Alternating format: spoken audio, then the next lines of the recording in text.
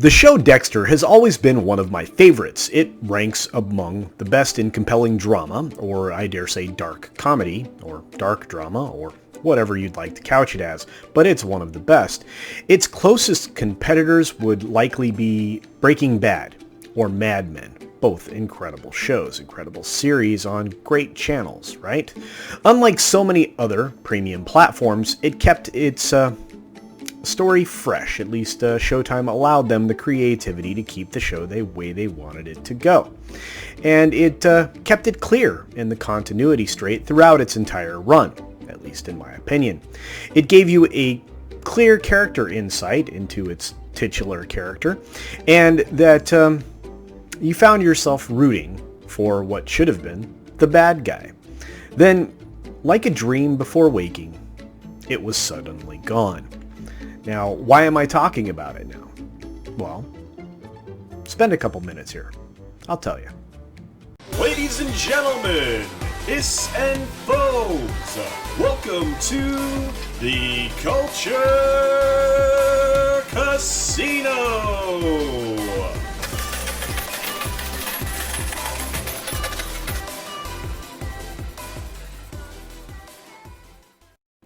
Darkly Dreaming Dexter was an amazing first entry in a 7-book series about a anti-hero, let's say, in Dexter Morgan.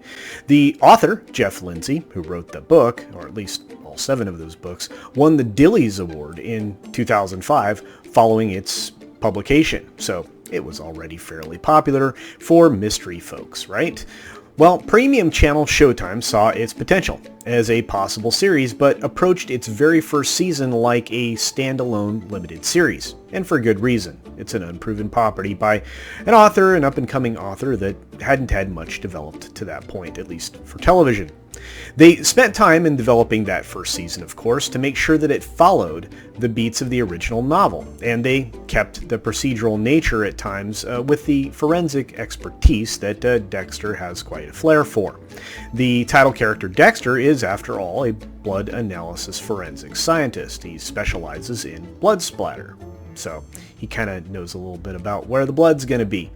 He also happens to be a vigilante serial killer, and he performs all of these tasks in his off hours. Now, through its several seasons on Showtime, it kept Dexter on the path following the Code of Harry.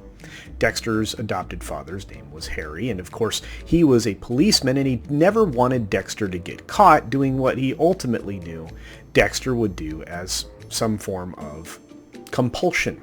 In order not to give away any more, however, at least because I really don't want to, I don't want to provide spoilers, this Showtime original is something you really should give a try, if you haven't already. Many of you probably have, because I know you're always looking for good television and film. So with the long setup finished for this video here, I can give you reasons or dive into why I put this commentary together. To certain folks who fell in love with the show, like me, the ending might have been unfulfilling. I thought it was okay, but I thought it could be better. Many hated the last season outright, feeling it fell outside of the character that we had grown to love in a very macabre way. In fact, I would imagine some of them felt even more strongly about Game of Thrones' final season and a half or so.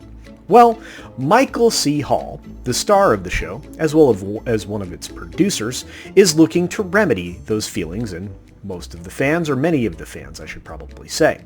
He returns to the title role in the limited 10-episode series encore, and I couldn't be more excited.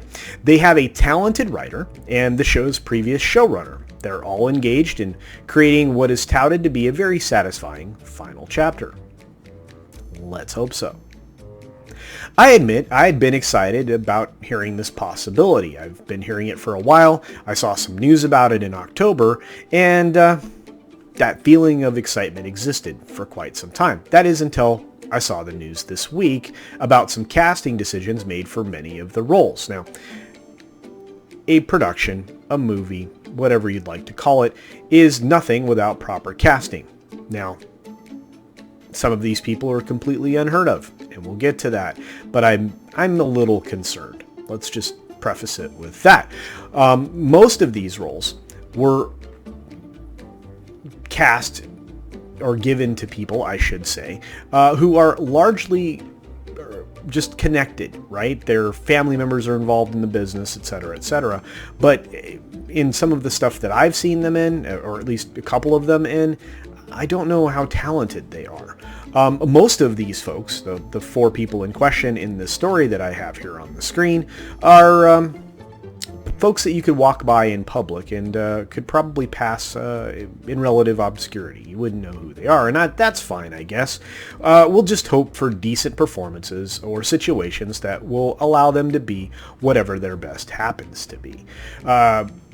Look, I'll be even more fair. Many actors from the original Dexter series had limited public exposure prior to their appearance on that show.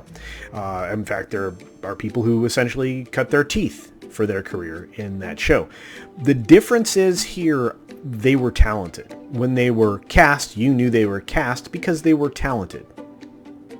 That's important, and it seems to be a missing element these days. And I'm still trying to ignore some of the agenda items that are being inserted into this 10-episode epilogue for one of the best shows Showtime has ever offered. If heard is true, the story will be excellent overall and provide a quality ending to reunite the fans of the amazing noir property that this is, right? I'll say it again. If you like your shows on the darker side, filled with a little suspense and mystery, check out this series. It will hook you by the 3rd episode, and nowadays, not a lot of shows seem to be able to do that. Well, at least I haven't found many. So be looking for this limited series this year, as it is set to premiere in the fall. I know I will be. Hopefully, it'll be just as engaging as the original. So thanks for checking out this short editorial video. I truly appreciate it. You have no idea how much I do. Every time I get a few hundred views on a video, it makes me feel good. I'd like to see a few more tens of thousands of views, but we'll get there. And if you'd like more content like this about upcoming shows and reboots and some upcoming film stuff that I know about, please let me know in the comments below.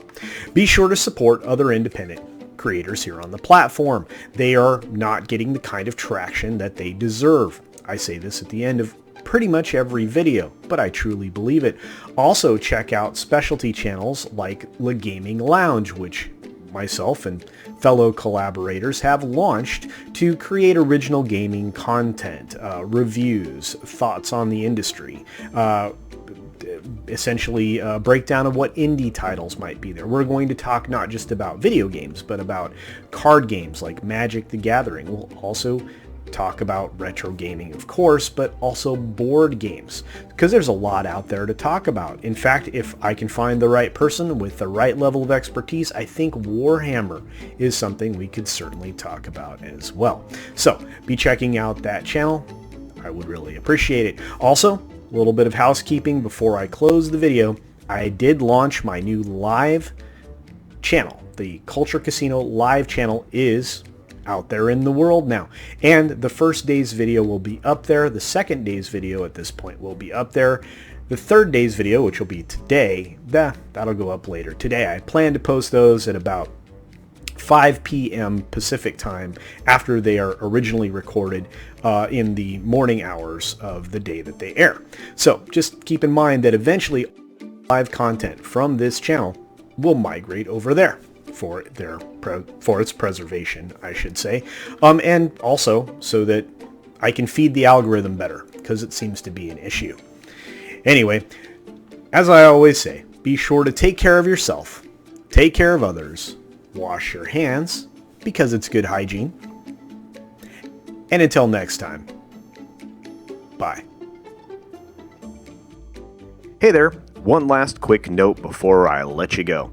And before we make it to the end of this video, I, CultureCasino, have a brand new Teespring store. That's right, you can now go to Teespring, look up CultureCasino, or use the link in the video below, and pick out some handsome and beautiful CultureCasino merchandise with many different designs and styles and colors, many different items. I was actually surprised at all of the things that you could create And I have some more designs and items on the way here shortly. But, if you want to support the channel in that way, there is some merch. Otherwise, here comes the ending. Thanks for visiting today. Be sure you're subscribed and hit that for alerts. Yay! Of course, like and share all of the videos that you can, as it helps with the algorithm. Have a great day.